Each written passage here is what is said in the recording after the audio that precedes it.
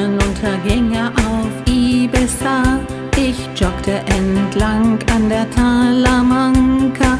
Da sah ich dich in einer Bar am Strand.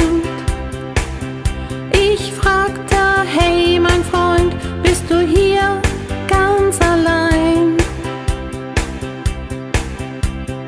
Du blicktest mich ganz verwundert an, dachtest mutig, sie spricht dich einfach an. Doch dir gefiel meine freche Art total.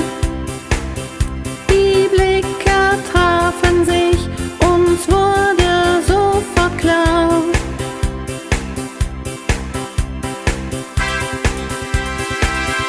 Auf Ibiza werden wir zwei glücklich sein. Jetzt tanzen wir beide nicht mehr allein durch die Nacht. Das Paradies für uns heißt Ibiza.